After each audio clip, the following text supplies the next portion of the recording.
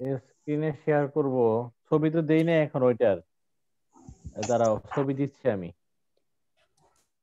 ছবি দিয়ে তারপরে তোমাদেরকে বই করছি। দাঁড়াও। ওই কি জানি, খালি SMS করে রিমা, ও তো ক্লাসে আসে না। স্যার জিজ্ঞেস করে কখন পড়াবেন স্যার। আর ক্লাস ঠিকই মিস করে, তাই না? কে স্যার? ওই যে রিমা রিমা। ও হ্যাঁ, জিজ্ঞাসা করা দরকার, খালি জিজ্ঞাসাই করে। জিজ্ঞাসা করা দরকার, জিজ্ঞাসা করে খালি, ঠিক বলছো। আচ্ছা, বঙ্কিমচন্দ্র চট্টোপাধ্যায় লিখেছো? হ্যাঁ স্যার। জি স্যার লিখেছি। ধরো আমি একটি স্ক্রিন শেয়ারে গিয়ে নেই, তা নাহলে আবার নিশ্চয়ই লিখতে পারবে না। হুম। হুম। দাঁড়াও, একটু দাঁড়াও। লথি কি আসো ক্লাসে? জি আসি। জি। জি কি জি? জি এর পরে কিছু বলতে হবে তো। জি আঙ্কেল। ঠিক আছে। হুম। দাঁড়াও, একটু দাঁড়াও। হ্যাঁ, দেখতে পাচ্ছ তোমরা? হ্যালো। হ্যাঁ, বুঝি। এই যে ক্লাস নিতেছি, কি সমস্যা বলো? হ্যাঁ, সমস্যা কি? সমস্যা কি বলো?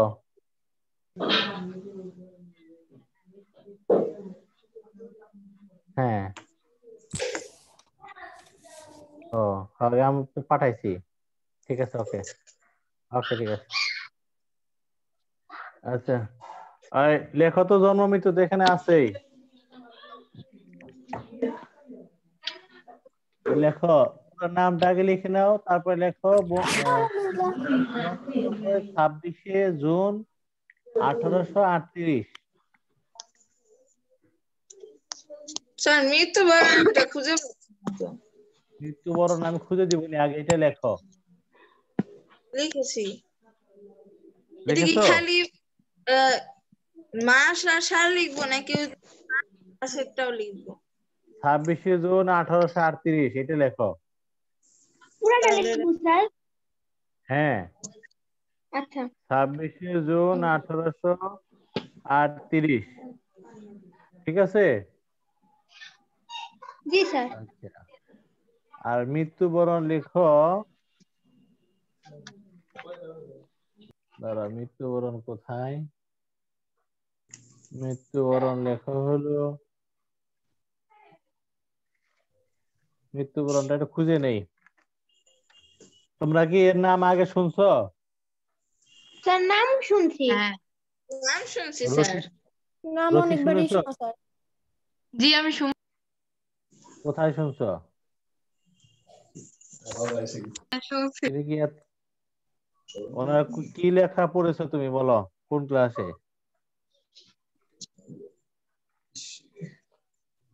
মৃত্যু পেয়েছি লেখো। মৃত্যু হলো 8 এপ্রিল 1894। স্যার কি মৃত্যু কত? 8 এপ্রিল। 8ই এপ্রিল আর কি বলে আর কি, হ্যাঁ, ওটা 8 এপ্রিল লিখে রাখো, 8 এপ্রিল 1894। স্যার কোথায়, আমি তো দেখতে পারতেছি না। এইখানে নাই, আমি আমার বই এখানে দেখে না স্যার বলতেছি। বলছে। এখানে নাই, বুঝেছো? তাহলে দেখো, জন্ম মৃত্যু কি লিখলাম আমরা? 26 জুন 1838 থেকে 8 এপ্রিল 1894। হ্যাঁ, ঠিক আছে। তাহলে প্রথম ক্রাইটেরিয়া গেল, এর পরের ক্রাইটেরিয়াটা কি? জন্মস্থান জন্মস্থান লেখো। কাঁঠালপাড়া গ্রাম, 24 পরগনা, পশ্চিমবঙ্গ।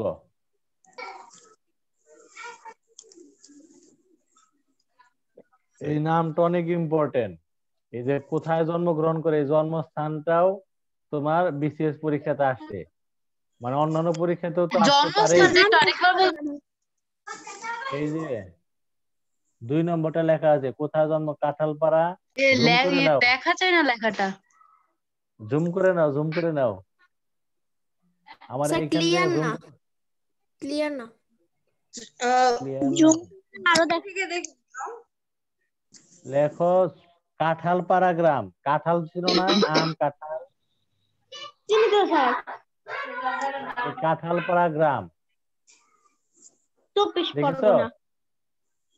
কাঁঠালপাড়া পশ্চিমবঙ্গ। গ্রাম 24 পরগনা। পশ্চিমবঙ্গ। হ্যাঁ, পশ্চিমবঙ্গ। পশ্চিমবঙ্গ। 24 পরগনা হলো তোমার মহকুমা নাম আর কি, আর পশ্চিমবঙ্গ হলো ওই যে রাজ্যের নাম, এলাকা। বাংলাদেশে জন্মগ্রহণ করে নাই, বুঝতে পারছো? ভারতে। হুম। বাংলা সাহিত্য রচনা করেছেন, কিন্তু বাংলা দেশে জন্মগ্রহণ করেন। এই ঐশী পড়ো, কি লিখছো? স্যার প্রথম থেকে পড়বো। হুম। নাম হচ্ছে বঙ্কিমচন্দ্র চট্টোপাধ্যায়। জন্ম 26শে জুন 1838 থেকে, মৃত্যু হচ্ছে 8 এপ্রিল 1894। জন্মস্থান হচ্ছে কাঁঠালপাড়া গ্রাম, 24 পরগনা, পশ্চিমবঙ্গ। হুম। কারো সমস্যা থাকলে বলো। লিখছো? হ্যাঁ স্যার। এরপরের তথ্যটা জানি আমরা কি পড়বো? বিশেষ মানে হ্যাঁ, পিতামাতার নাম স্যার। পিতামাতার নাম জানা নাই, পিতামাতার অপশন বাদ দাও। আচ্ছা। তাহলে এরপরে বিখ্যাত পড়বো রচনা। বিখ্যাত রচনা। বিখ্যাত রচনার আগে বিশেষ তত্ত্ব লিখে রাখো।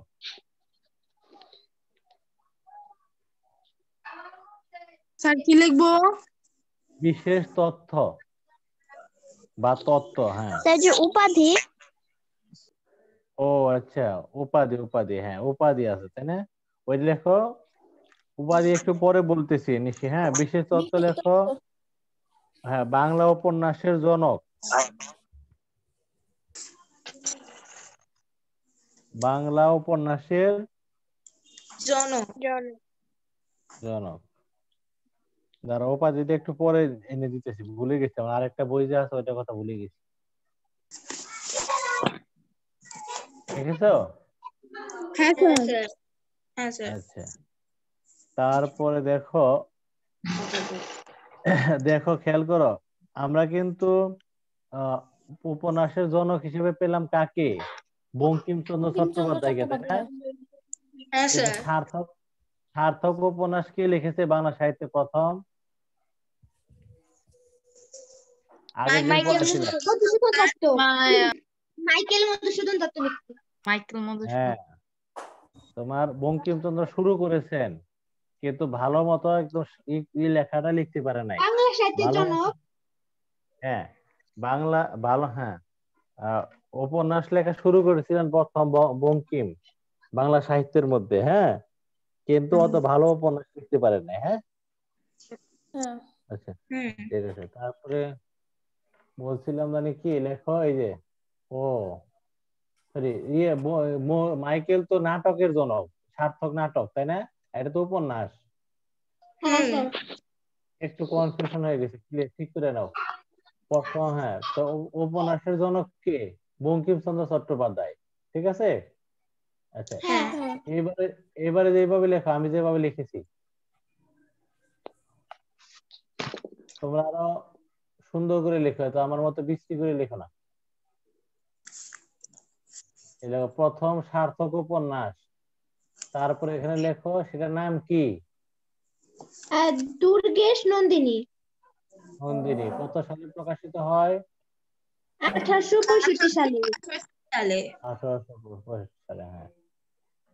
লিখে রাখো, প্রথম সার্থক উপন্যাস নাম হলো দুর্গেশ নন্দিনী, ব্র্যাকেটে লেখা 1865। এক শব্দ স্যার। হ্যাঁ, এক এক শব্দ। লাইনে লিখতে হবে। হ্যাঁ, না, দুর্গেশ নন্দিনী শব্দটা এক শব্দ। স্যার ওনার বই কি কিনতে পাওয়া যাবে এখন? হ্যাঁ, সব কিনতে পাওয়া যাবে।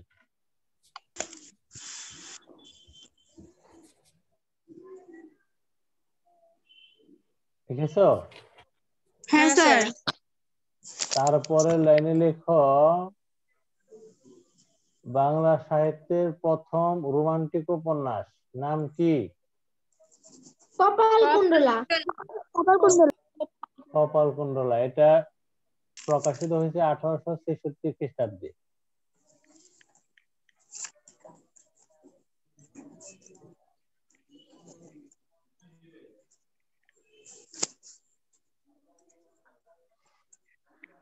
লিখেছো? না, একটু ওয়েট করেন স্যার। আমি ওয়েটের মধ্যে আছি।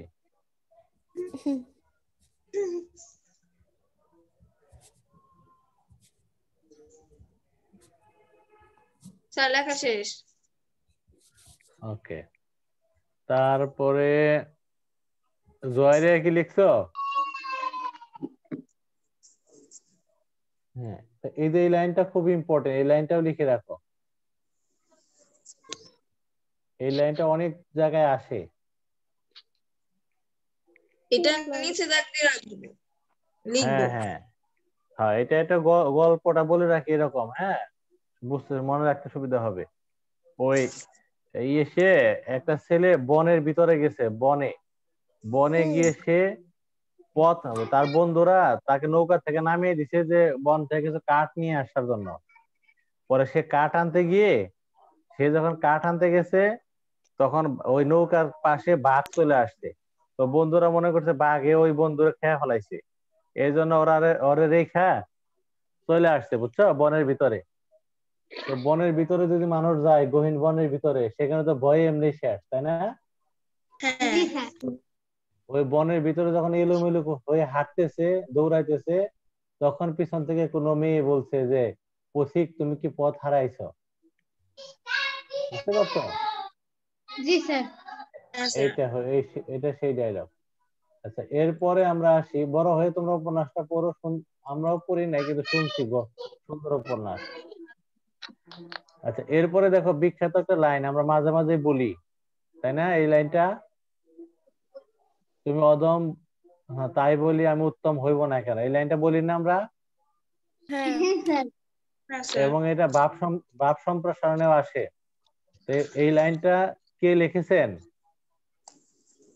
বঙ্কিমচন্দ্র লিখেছেন। বঙ্কিমচন্দ্র হ্যাঁ এটা নিচে দাগ দিয়ে লিখবো নাকি? এটা কি ওইটারই হ্যাঁ আলাদা? হ্যাঁ হ্যাঁ, এই যে আমি যেভাবে লিখছি, এই উপন্যাসের এই বাক্যগুলো আছে, এই কপালকুণ্ডলা উপন্যাসের মধ্যে এই লাইন দুইটা আছে, এই লাইনও আছে, এই লাইনও আছে।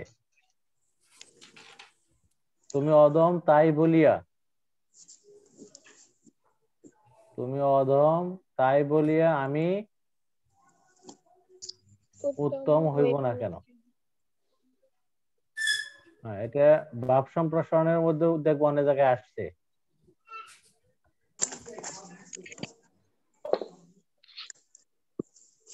বুঝতে পারছো? হ্যাঁ। এরপরে লেখো, রেকর্ডিং এ দিছি নাকি? হ্যাঁ স্যার। ওকে, তারপরে লেখো এই যেটা প্রথম কাব্যগ্রন্থ ললিতা তথা মানস কত সালে প্রকাশিত হয়েছে সেটাও লিখে রাখো। ললিতা তথা মানুষ সবগুলো তো আলাদা আলাদা, তাই না? হুম এটা কি প্রথম কাব্যগ্রন্থ? হুম কাব্যগ্রন্থ মানে যেন কি বলছিলাম? কবিতার বই। হুম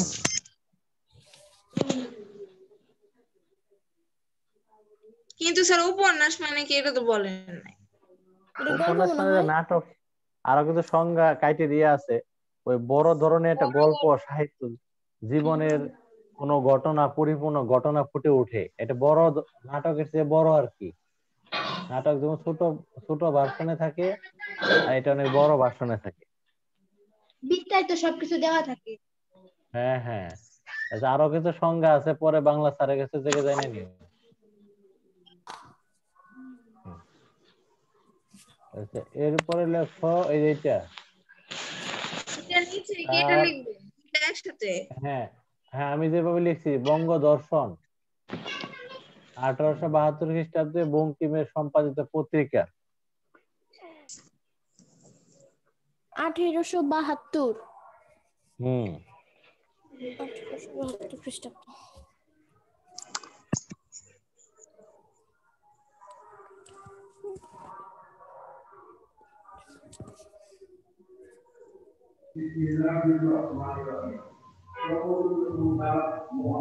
মাইকের সাউন্ডে একবার কান ঝালাপালা হয়ে গেল। লিখেছো? হ্যাঁ না স্যার, লেখা শেষ। লিখলে ভালো। লেখা শেষ। ওকে নিশি লিখছো না? এরপরে লেখো ওনার ছদ্মনাম, দেখো বঙ্কিমচন্দ্রের ছদ্মনাম।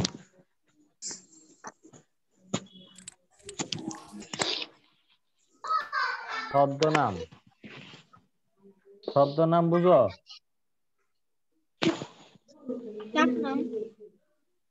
না না না, আগের আমলে, হ্যাঁ হ্যাঁ এই যেটা ফেক আইডি খুলে না ফেসবুকে, উল্টা নাম দিয়ে সেরকম, এই যেটা হলো তার ছদ্মনাম কমলাকান্ত।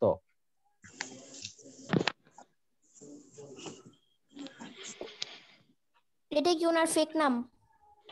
হুম ফেক নাম না, ছদ্মনাম। এই নামে উনি সাহিত্য রচনা করতেন। আর মানে ব্রিটিশরা তো অনেক কমলাকান্ত। ওনার ছদ্মনাম হলো কমলাকান্ত। ব্রিটিশরা অনেকই ছিল, দুষ্টু ছিল, অনেক উল্টাপাল্টা সাহিত্য লিখতে শাস্তি দিত, বুঝছো? এই জন্য তৎকালীন লেখকরা ছদ্মনাম ব্যবহার করতেন। হ্যাঁ আচ্ছা ওকে, নাম হলো তোমার কমলাকান্ত। আচ্ছা আরেকটা যেন কি যেন আমরা লিখছিলাম, উপাধি লিখে রাখছিলাম না যে একটু আগে শুরুতে? হ্যাঁ স্যার। উপাধি লিখছো না, ওইখানে লিখে রাখো যে বাংলার স্কট। ওই যে যেখানে ওই লিখছো উপন্যাসের, হ্যাঁ উপন্যাসের জনক যেখানে লিখছো সেইখানে লেখো বাংলার স্কট। স্যার ট নাকি? দন্তের সয় কয় সংযুক্ত, দন্তের স, তারপরে হলো ক, আই হাই রে, তারপরে হলো ট।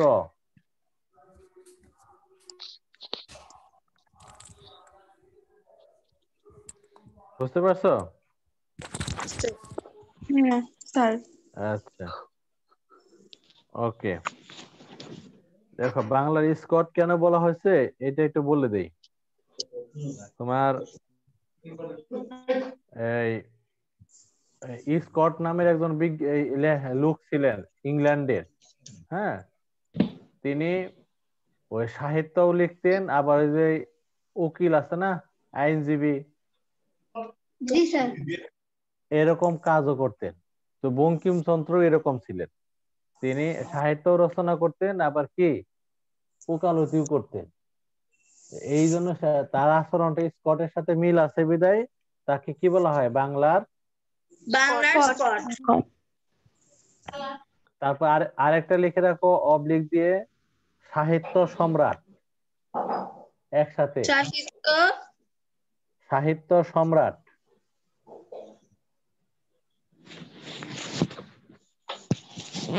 সাহিত্য সম্রাট, সে তাকে ক্লাসে আসো?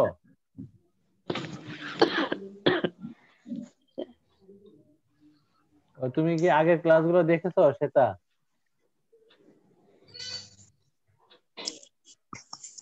আগের ক্লাসগুলো দেখে নিও। দেখছি স্যার। আচ্ছা হুম আচ্ছা কি পড়লাম তাহলে, কি লিখলাম সর্বশেষ তথ্যটা? বাংলার স্কট বা সাহিত্য সম্রাট। সম্রাট, সম্রাট। এই লাবিবা একটু পড়ো, কি কি তথ্য বঙ্কিমচন্দ্র সম্পর্কে কি কি তথ্য লিখলা, এটা একটু পড়ে শোনাও লাবিবা।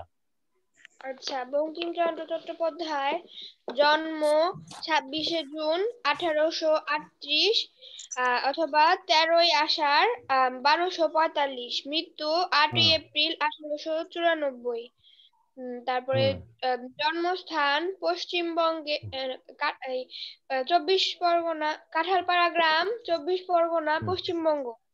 তারপরে বিশেষ হ্যাঁ তথ্য হচ্ছে বাংলা উপন্যাসের জনক, বাংলার হুম স্কট। তারপরে প্রথম সার্থক হুম উপন্যাস দুর্গেশ হুম নন্দিনী 1865 খ্রিস্টাব্দে। তারপরে বাংলা সাহিত্যের প্রথম রোমান্টিক উপন্যাস হুম কপালকুণ্ডলা 1866 খ্রিস্টাব্দে। হুম পথিক তুমি কি পথ হারাইয়াছ। আরেকটা হচ্ছে হুম তুমি অধম তাই বলিয়া আমি উত্তম হইব না কেন। হুম হুম প্রথম কাব্যগ্রন্থ ললিতা তথা মানস হুম 1856 খ্রিস্টাব্দে। হুম বঙ্গদর্শন 1872 হুম সালের বঙ্কিমের হুম সম্পাদিত পত্রিকা। ছদ্মনাম হুম কমলাকান্ত, আর উপাধি হচ্ছে বাংলার স্কট অথবা সাহিত্য সম্রাট। হুম। আচ্ছা, আরেকটা জিনিস লেখা মনে হয় একটু ওই হয়ে গেছে, ওই যে আহ প্রথম পৃষ্ঠায় ছিল, দেখো লাইনটা। আহ, কে কে কথা বলে? হুম, দেখো এই যে কলকাতা বিশ্ববিদ্যালয়ের প্রথম ইংরেজিতে স্নাতক, লিখে রাখো যেটা এটা কি কলকাতা বিশেষ তথ্যের বিশ্ববিদ্যালয়। মধ্যে লিখবো? হ্যাঁ, বিশেষ তথ্যের মধ্যে লেখা এটা। কলকাতা বিশ্ববিদ্যালয় থেকে প্রথম ইংরেজিতে স্নাতক, মানে ওনার আগে আর কেউ ইংরেজি নিয়ে পড়াশোনা করে নাই, বুঝতে পারছো? বাঙালি। হ্যাঁ, কোনো বাঙালি ইংরেজি নিয়ে পড়াশোনা করে, উনি একমাত্র প্রথম বাঙালি যিনি কলকাতা বিশ্ববিদ্যালয়ে ইংরেজি নিয়ে পড়াশোনা করেছেন, কিন্তু তিনি পাশ করতে পারেননি, 3rd ডিভিশন পেয়েছিলেন। তারপরেও হ্যাঁ, পাশ করতে না পারলেও তো তৎকালীন পড়াশোনার মান অনেক ভালো, তো অনেক কিছু জেনেছিলেন, অনেক ই ছিলেন, কারণ তখন তো ইংরেজি নিয়ে পড়তে সাহসই পাইতেন না অনেকে, তো অনেকে মানে কেউই, এই জন্য তিনি অনেক সম্মানের দাবিদার, বুঝছো? হুম। কলকাতা আচ্ছা, ওকে। বিশ্ববিদ্যালয় থেকে প্রথম স্নাতক। হ্যাঁ, ইংরেজিতে প্রথম স্নাতক। স্নাতক, স্নাতক ডিগ্রি অর্জনকারী, লিখে রাখো। প্রথম কোনো বাঙালি যিনি কলকাতা বিশ্ববিদ্যালয়ে ইংরেজিতে পড়াশোনা করছেন, আর আর কেউ ইংরেজিতে পড়ে নাই, ওই বাংলা, উর্দু, ফার্সি এগুলো নিয়ে পড়ছে, বুঝছো? হুম। আচ্ছা, ওকে। তাহলে আরেকটা জিনিস তো গ্যাপ পড়ে গেল। হুম, বিস্তারিত তথ্য তো এখানে আছে, তোমাদের লিখতে বলছিলাম, লিখছিলা? জি স্যার লিখছি। আচ্ছা, আমি লিখে ওই একটু নিচ্ছি। মিলিয়ে দিছি, দাঁড়া তারপরে। হ্যাঁ, এখানে আরেকটা লাইন আছে, আমি ঠিক দেখে যাচ্ছি আমার ইয়েতে। ওনার ভাই, এই যে হ্যাঁ, বঙ্গদর্শনের দ্বিতীয় সম্পাদক, এটাও তথ্যটাও লিখে রাখো, ইম্পর্টেন্ট কথা। বিশেষ তথ্যের মধ্যে হ্যাঁ হ্যাঁ, এই যে বঙ্গদর্শনের দ্বিতীয় সম্পাদক বঙ্কিমের ছোট ভাই নাম হলো কি? সঞ্জীব সঞ্জীব, চন্দ্র সঞ্জীব চন্দ্র চট্টোপাধ্যায়। চট্টোপাধ্যায়। এবং তিনি একটা বিখ্যাত লাইন লিখেছেন, এই লাইনটা অনেক সময় ভাব সম্প্রসারণে থাকে। এটা বন্যেরা মানে বন্যে কি? সুন্দর, বন্যে সুন্দর, শিশুরা শিশুরা মাতৃক্রোড়ে। মাতৃক্রোড়ে। অন্যেরা বনে সুন্দর, শিশুরা মাতৃকুলে।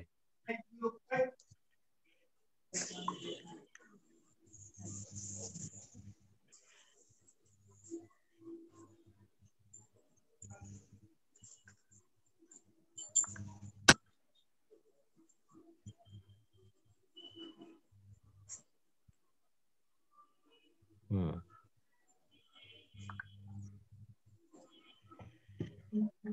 দেখছো? এই লাইনটাও ভালো মতো খেয়াল রাখবা, যে কি লাইন বলেছে, বন্যেরা বনে সুন্দর, শিশুরা মাতৃকুলে। এটা মানে হলো যার যেখানে থাকার যার যেখানে থাকার কথা সে সেখানে থাকাটাই কি ভালো। ভালো। হ্যাঁ, যারা বনে থাকে তাদের বনে থাকাই ভালো দেখায়, আর যারা শিশু, হ্যাঁ, তাদের তাদের মায়ের কোলে। মায়ের কোলে ভালো দেখায়। ঠিক আছে, অর্থাৎ এটার মূল কথা হলো যে যেখানে থেকে অভ্যস্ত তার সেখানে থাকাটাই ভালো। বুঝতে পারছো? পাখি বনে থাকে, বনে থাকাই ভালো। আকাশে উড়ে বেড়ায়, উড়ে থাকা উড়াই ভালো। তাকে খাঁচায় বন্দি করা ঠিক না। হ্যাঁ, সেরকম। আচ্ছা, আজকে এই যে 8টায় ক্লাস আছে, তো এখানে দ্বিতীয়বার কল দিব না। ক্লাস 10 ক্লাস আছে 8টায়। তোমরা একটু এই যে 6 মিনিট আছে, এর মধ্যে শেষ করবা। যেটুকু শেষ করতে পারি ওইটুকুই। আর পড়া থাকবে বঙ্কিম পুরাটা। হ্যাঁ, বুঝতে পারছো? পড়াটা আগে দিয়ে রাখলাম। আচ্ছা, এখন দেখো এই যে উপন্যাসটা তোমরা কি লিখেছো? এই লিখতে বলছিলাম। স্যার গল্পটা লিখেছি এটার। আচ্ছা, ঠিক আমি আছে। গল্প অদ্রি একটু পড়ো, আমি গল্পটা পড়ে বুঝিয়ে দিচ্ছি। যে কেউ কোনো শব্দ বা এই লাইন লিখতে না পারো বা ভুল করে থাকো, সে মিলিয়ে নাও। অদ্রি। স্যার বলতেছি, ইন্দিরা, নন্দিনী, মৃণালিনী এই 3 বোনের স্বভাব বৈশিষ্ট্য ছিল 3 ধরনের। ইন্দিরা দাঁড়াও ছিল দাঁড়াও দাঁড়াও, এখানে কয়জনের নাম লিখছি আমরা? 3 জনের নাম। একজনের নাম ইন্দিরা, আরেকজনের নাম নন্দিনী, নন্দিনী, আরেকজনের নাম মৃণালিনী। মৃণালিনী। এই 3 বোন 3 ধরনের ছিল। বুঝছো? বুঝছো? কোন 3 ধরনের সেটা আমরা দেখবো, বলো। ইন্দিরা ছিল ধর্মপরায়ণ নারী। হুম সে সবসময় রাম, সীতা, রাধা, কৃষ্ণ ইত্যাদি দেবদেবীর সাধনা করত। হ্যাঁ, থামো। এক এক এক বোনের নাম হলো ইন্দিরা। সে ধার্মিক ছিল, ধর্মভীরু। সে কি করতো? হিন্দু ধর্মের যে বিভিন্ন বইগুলো আছে, কি যেমন রাম সীতা, তারপরে রাধা কৃষ্ণ, রামায়ণ। হ্যাঁ হ্যাঁ, এরকম দেব দেবীর সাধনা করে সে পড়তো সবসময়। এটা হলো তার কাজ।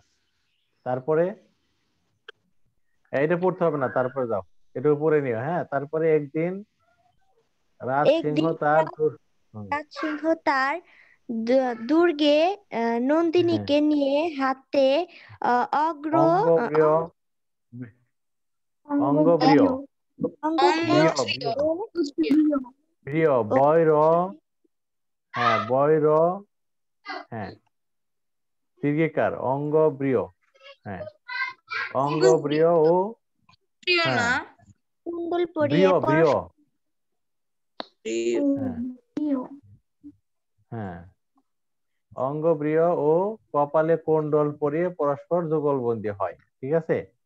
হ্যাঁ, ঠিক আছে, মানে সংসার শুরু করা আর কি। তারপরে এই হলো দ্বিতীয় বোনের হিসাব গেল, তাই না? হুম। আচ্ছা, জি স্যার। প্রথম বোন ছিল ধর্মপরায়ণ, দ্বিতীয় বোনেরটাও দেখলাম। এবার আমরা দেখবো তৃতীয় বোনেরটা কিরকম। তৃতীয় বোনটা আমি পৃষ্ঠা উল্টাই। অপরদিকে কে? মৃণালিনী। হ্যাঁ, মৃণালিনী ও এটুকু তোমরা পারবা। ঠিক আছে? জি স্যার। মঠ মানে হলো ওই যে হিন্দুদের যে উপাসনালয়, হ্যাঁ সেখানে গির্জা আর কি। হ্যাঁ, মঠে গিয়ে আনন্দের সাথে বিয়ে। স্যার হ্যাঁ, মঠ আমাদের সাধারণত মানুষ মারা গেলে ওই জায়গায় দেওয়া হয়। ও আগে আচ্ছা দিত আচ্ছা, ঠিক জমিদাররা। আছে, ওই রকমই। হ্যাঁ, ঠিক আছে, ওকে, ঠিক আছে। যেখানে পুরোহিত বা ধার্মিক থাকে আর কি। তবে এটা পড়ে নিবা। হ্যাঁ, আচ্ছা। এইখান থেকে আমাদের যে এইগুলা মনে রাখতে হবে সেটা হলো, দেখো এই এই ইন্দিরা নন্দিনী, এগুলো ঠিকই আছে। ইন্দিরা মানে ইন্দিরা, নন্দিনী মানে কি কোন উপন্যাস? দুর্গেশ, হ্যাঁ সরি, নন্দিনী নন্দিনী, মৃণালিনী মৃণালিনী, ঠিক আছে। আর রাম সীতা থেকে কি মনে রাখবো আমরা? সীতারাম। সীতারাম। সীতারাম উল্টে দেব। রাধা কৃষ্ণ থেকে রাধা রানী, রাধা থেকে মনে রাখবো কি? রাধা রানী। রাধারানী। আর কৃষ্ণ থেকে কি মনে রাখবো? কৃষ্ণকান্তের কৃষ্ণকান্তের উইল। উইল। আর দেবীর থেকে কি মনে রাখবো? দেবী দেবী চৌধুরানী। চৌধুরানী। চৌধুরানী। মানে এই দেবদেবীর কথাটা গল্পের মধ্যে আনছি, এটা হলো গল্পের প্রয়োজনে, কিন্তু দেবদেবী নামে কোনো উপন্যাস নাই। উপন্যাস আছে কি নামে? দেবী চৌধুরানী নামে। হ্যাঁ, তারপর আছে কি রাজ সিংহ, এটা ঠিক আছে। দুর্গে মানে থেকে কি মনে রাখবো? দুর্গেশ নন্দিনী। দুর্গেশ নন্দিনী। আর কপাল কুণ্ডলা ঠিক আছে, কিন্তু অঙ্গ প্রিয় আর যুগলবন্দি দুইটা মিলিয়ে একটা নাম হয়েছে, কি নাম সেটা? যুগলাঙ্গ প্রিয়। হ্যাঁ দেখো, অনেক কঠিন নাম। এই দুইটা মিলিয়ে, কই গেল, দাঁড়াও। হ্যাঁ, এই দুইটা মিলিয়ে, যে নাম হয়েছে সেটা নাম হলো কি? যুগলাঙ্গ বৃয়। এটা ছবি দিয়ে দিবনি আমি নাম বই থেকে, দুইটা মিলিয়ে একটা। হ্যাঁ স্যার এখানে তো Okay. লেখা যুগলাতি প্রিয়। না, এটা বানান ভুল হয়েছে, আমি ঠিক করে দিবনি। ঠিক আছে। আচ্ছা, এরপরে দেখো, এরপরে বিষ বৃক্ষ ঠিক আছে। মঠের থেকে কি মনে রাখবো আমরা? আনন্দ মঠ নাকি? আনন্দ মঠ। হ্যাঁ হ্যাঁ, নাকি সবই ঠিক অনন্দ আছে। লেখা? না না না, আনন্দ, আনন্দ, এখানে স্বর ও আকার দাও, আনন্দ মঠ। ঠিক আছে। আচ্ছা, আর তিনি বঙ্কিমের প্রথম উপন্যাস তিনি ইংরেজি ভাষায় লিখেছিলেন, এবং সেটার নাম কি? রাজমোহনস ওয়াইফ। ওয়াইফ। তিনি প্রথমে বাংলা ভাষায় লেখেন নাই, প্রথম উপন্যাসটা লিখেছিলেন ইংরেজি ভাষায়, কিন্তু ইংরেজিতে ভালো করতে পারে নাই বিধায় আবার কোথায় আসছে? বাংলা ভাষায়। বাংলা ভাষায়। ঠিক আছে। ওকে, যেটা অনেকটা মাইকেলের সাথে মিল আছে, তাই না? হ্যাঁ। আচ্ছা, ওকে ঠিক আছে, তাহলে এই বঙ্কিমের যেটুকু পড়ালাম এটুকু বিস্তারিত পড়া, আর 1 মিনিটের চেয়ে কম সময় আছে। ঠিক আছে, আসসালামু আলাইকুম স্যার। তাহলে কালকে, 10টা 15-তে আবার ক্লাস হবে। হ্যাঁ, ভালো থাকো, আল্লাহ হাফেজ। আর যে পরীক্ষা না দিছ, ওই যে ভোকাবুলারি পরীক্ষা দিয়া এটা পাঠিয়ে দিও, উত্তরপত্র। স্যার বই দিবেন কবে? ওই SMS এ জানানো হবে। মনে হয় যে এখনো ঠিক হয় না ডেট, 1 তারিখে দিবে না আর কি, মনে হয় 1 তারিখে দিবে না, কয় তারিখে দিবে তাও ঠিক হয় না। SMS দিয়ে জানাবে, তোমরা টেনশন করো না, আর আমি তো আছি।